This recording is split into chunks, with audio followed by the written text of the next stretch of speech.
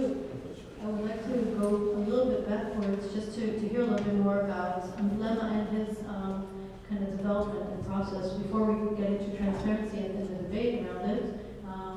So we'll get back to you in a second. Thank you. So I'm just gonna. Okay, just some remarks. Just some reaction to what Alma said. All these names of Italian artists maybe are not known to 95% of the people in the art world in the States. All these names, which exist in Italy, Europe, are not known at all.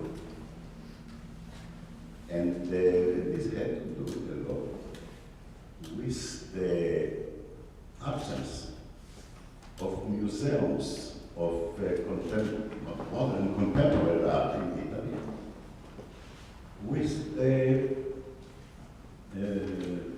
non-presence of important art critics in Italy, and we don't speak about Argan, who was the biggest name, philosopher of art. Italy was closed in a way. So, if we want to know how an artist can be known, we know it very good. It depends on us, museum directors, art critics, and show curators. Italy was quite detached from the big movements in the States, in France. It's not only the United States. Then I don't see a big importance if an artist is really, if there is a contact with from Italy to the States, from the States to Italy. That's not the question. The question is how an artist can be presented. And what we know from the history of our time is that artists are known when they are within a group of artists.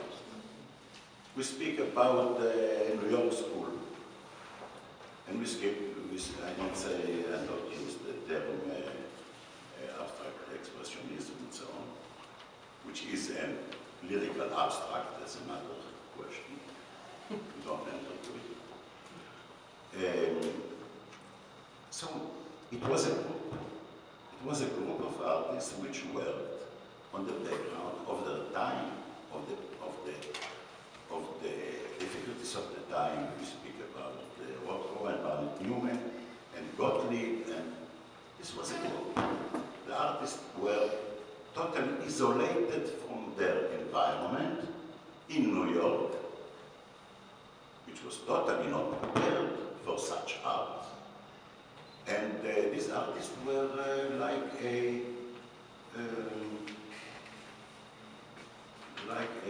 urban terrorists. Nobody knew about them. And they were gathering every Saturday in what was called the Club of 8th Street. Every week, the fighters were there. They hanged works of friends of this group, which was just a group of artists. And some people came there. Some young artists at the time. I remember when I spoke with George Segal. So he told me my biggest and the most important teacher was Barnett. He said, he was your teacher. He said, he doesn't know that he was my teacher. I came every Friday to 8th Street Club. I was sitting there. And I heard what they speak. It was like, they were really such a huge personalities for young artists. No doubt.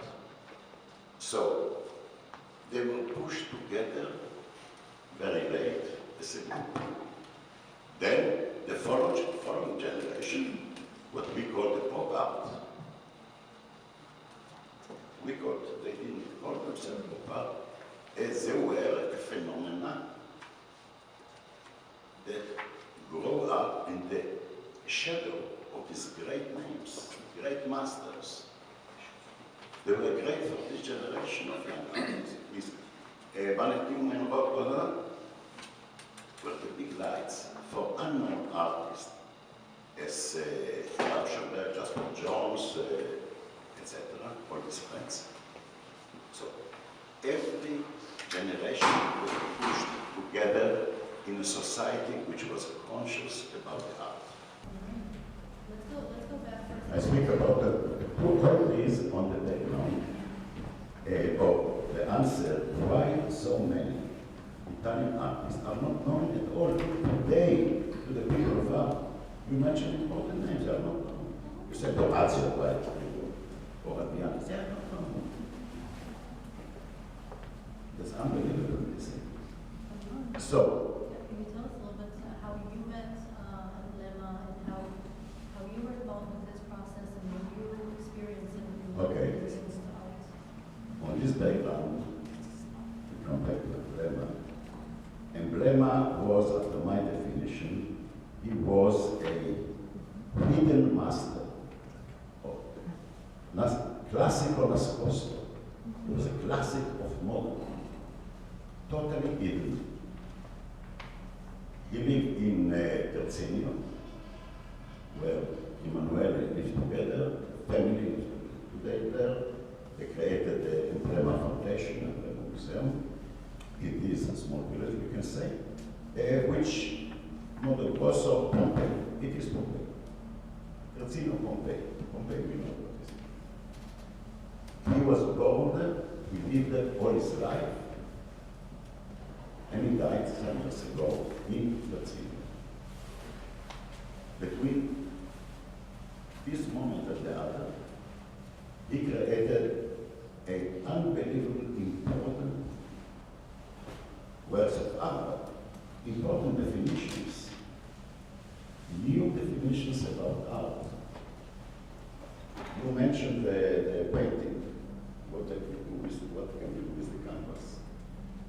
So Emblema, in all his works, he never worked on a canvas. He worked with the canvas.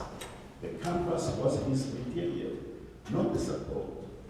The support was all that existed behind the canvas. And the canvas was transparent. This is the main point, the transparency of Emblema, which the Burla, the sets, the sad. This was the main point. Emblema started his work in the 50s.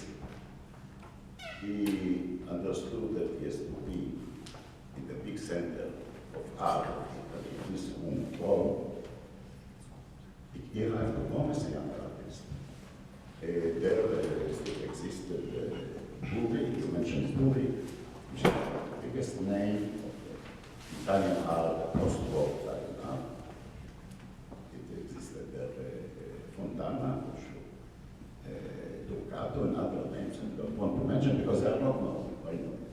But you must know who is Burri and who is Fontana. Fontana is known. The contact between the work of Fontana and Emblema is very interesting. Fontana worked on the canvas just to destroy.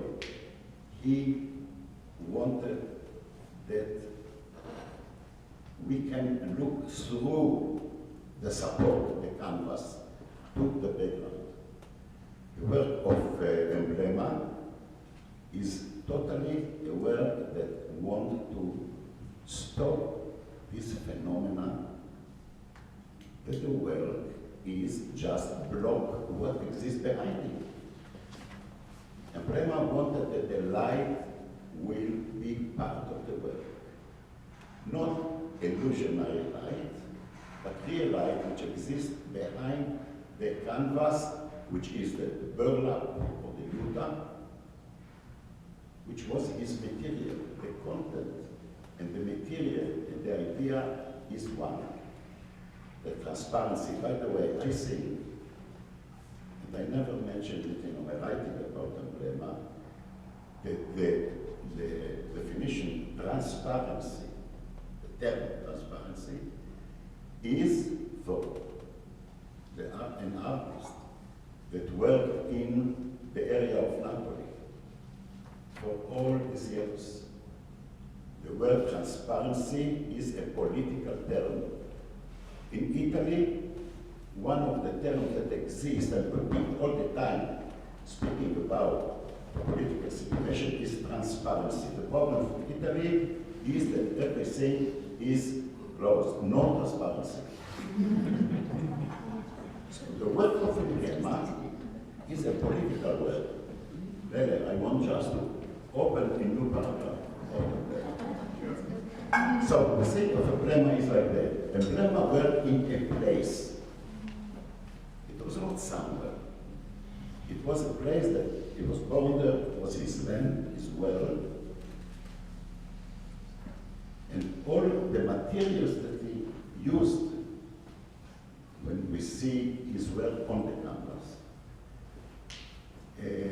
is done from the earth, the volcanic earth of the Vesuvius. We say Vesuvius. Vesuvius, no? Vesuvius. Oh, beautiful.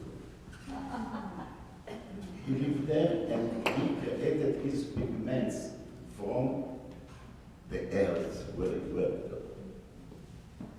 So I want to add to it an important term about Emblema. His work is environmental. The work of Emblema was done, and that was the idea.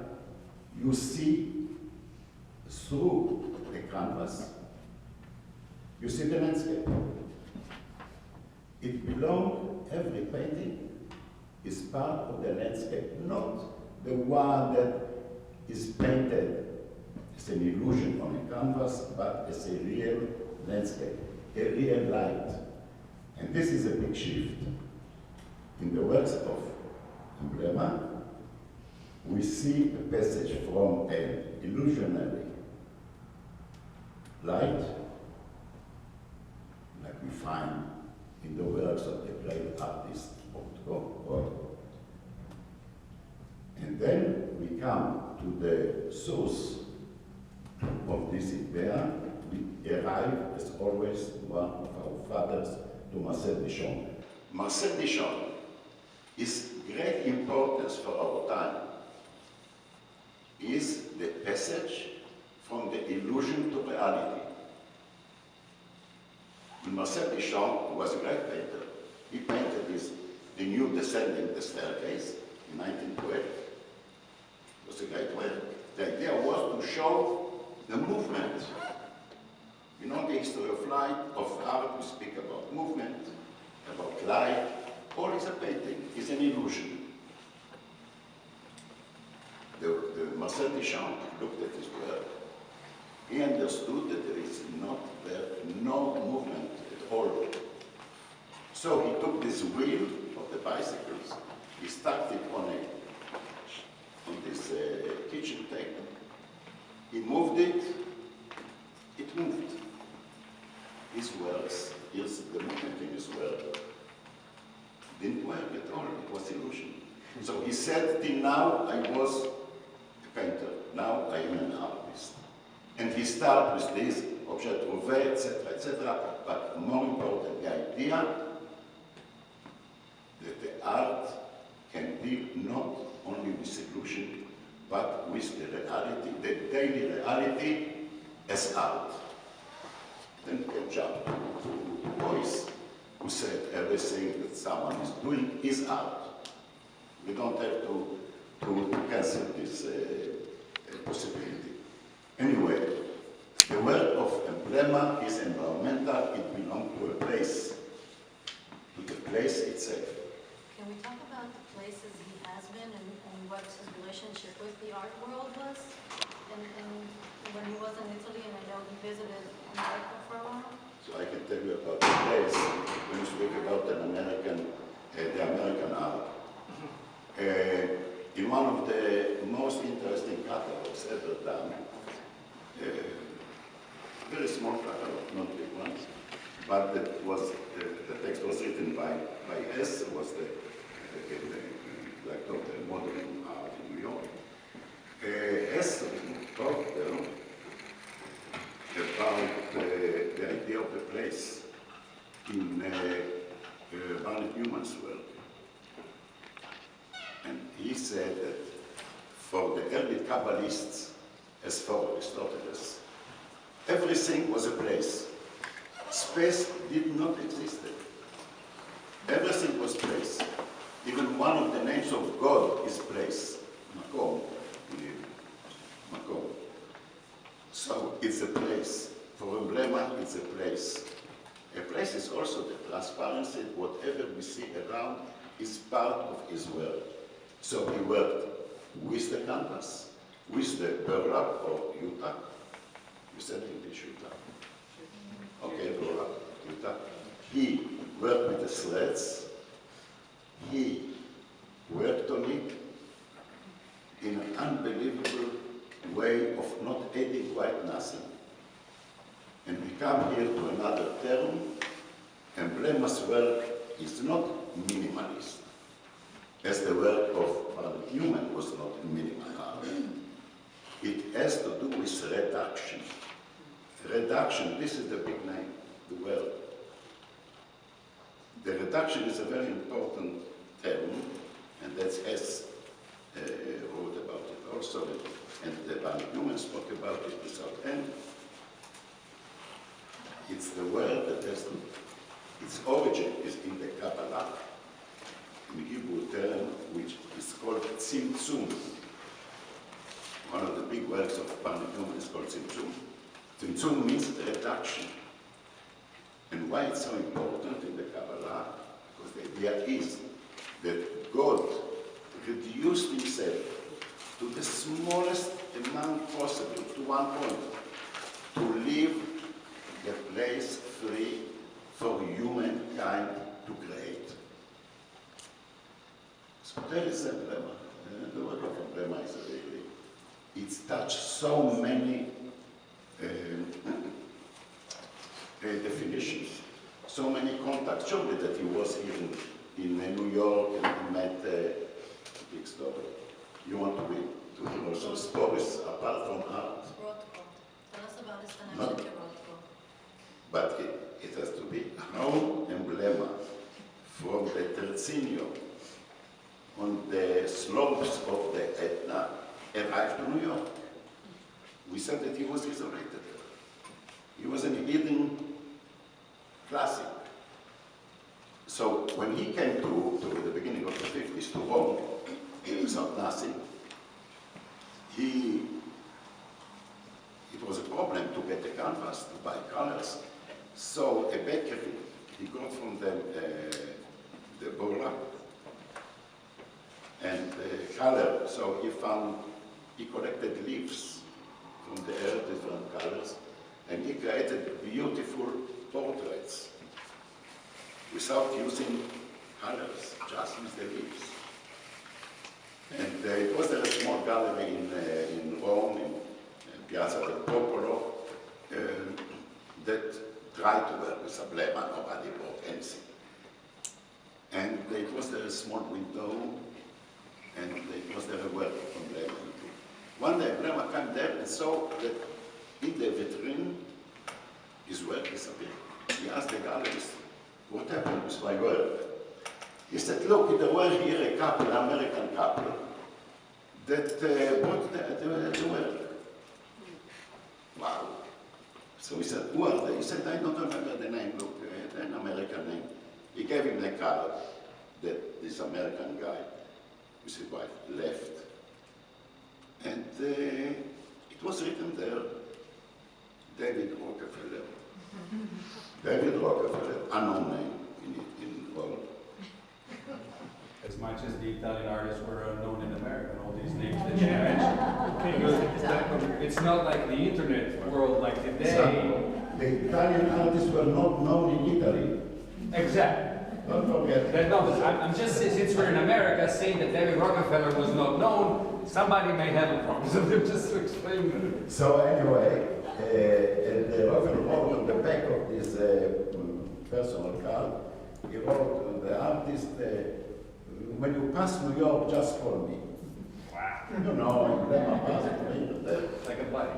Yes. And Emblema didn't wait too much. He collected all what he could and arrived to New York with a big package of his works. Just went to New York.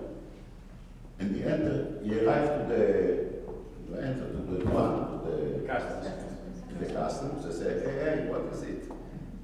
He said, I came here to give it to an American. You enter. Who is it? He didn't know. He looked at the card. And they saw David Rockefeller. It was not today, it was then. They said, okay, you can enter.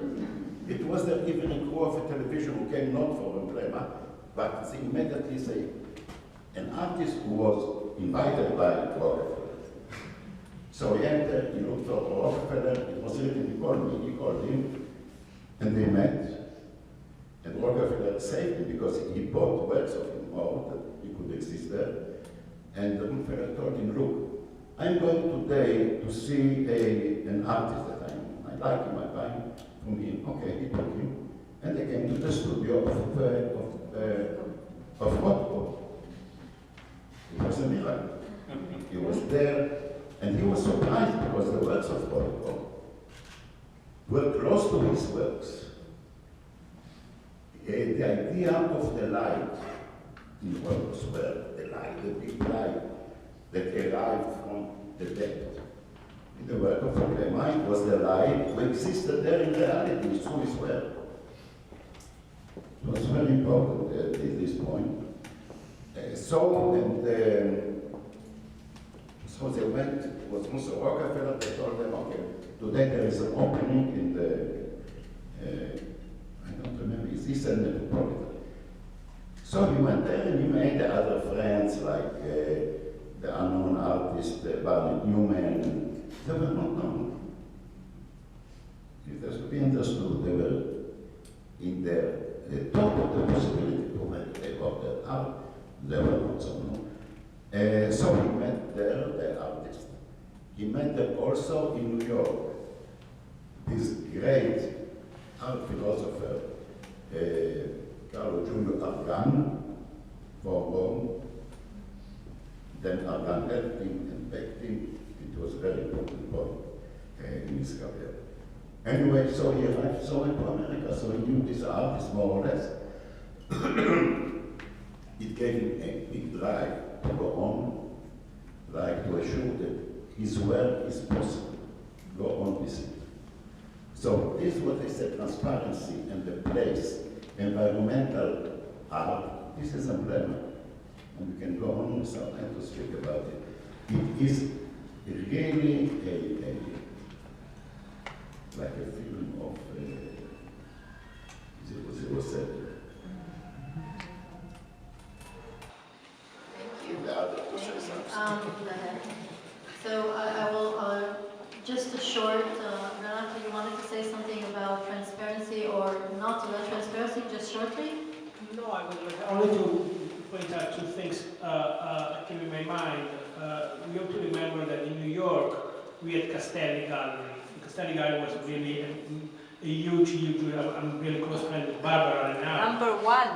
Number one. So it was really helped with so many American artists and so many Italian artists at that moment. So Castelli was really a big deal for that moment.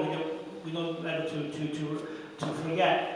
And then I would like just to think about the research of Fontana and the research of Emblema was just the same, because Fontana was doesn't want to destroy the canvas, was the looking behind the canvas. That's what he said. Exactly as Emblema. So the research was exactly the same. Then I would like just for the audience say the art is not making by solo artists. It's just a movement. So when Emblema is a research light or was just questioning about the canvas, is because in that moment all the Italian and American artists was arguing about their one. He didn't speak English very well, so the only feelings that he felt in that moment was just to reach the paintings or wherever the artworks So this is the feeling. He just absorbed the feelings of the paintings and the feeling of the American movement. You know what I mean? Exactly. So this is really important because otherwise, as historians, my background as historian, really is okay. So art was made by Duchamp. That was in that moment the environment, the atmosphere, the research of the moment took just Emblema at that point and that research. I really would like only to put out that. I'm sorry. If you mentioned Leo Castelli. Yeah. So I spoke about the club of the 8th Street that existed at the beginning of the 50s, yeah. And that there Seagal met or held the lectures of Marley Newman. So in this 8th club, it was there a young man who entered and told this artist that he can help them to take the nails on the walls, to hang the works and so on, and to become closer to them. His name was Leo Castelli, nobody knew it. It was just before this photo of the gallery. Yeah. Leo Castelli before Leo Castelli. Yeah. That's the real Leo Castelli. Actually, Leo Castelli always continued to be Leo Castelli. Yeah, I know. But Yeah. He was I know. wonderful. He was the best dealer to artists. I was discussing with Russian because he was really envious because Castelli made just the Jasper Jones exhibition sold before him. So he really went every time. I was really envious of Jasper Jones. That man will live just on the upper floor of me, and Leo Castelli did the solo show. But you know why? Because Rauschenberg introduced Jasper Jones. Right. Was unbelievable. I actually, Rauschenberg told me I died. Was really, yeah. What about Sonnebeck? Yeah. Ilana was huge. Yeah. She made his work. Yes, right. For the female side. You're totally right. Yeah. There were two immigrants that came, both of them learned at the University of Bucharest. Yeah. It was the big place. Yeah. And so that they succeed to escape from Europe, was to be conquered by the Nazis, most of them Jews, and they arrived in the States. It was really a miracle. They were together till they separated. You got two galleries.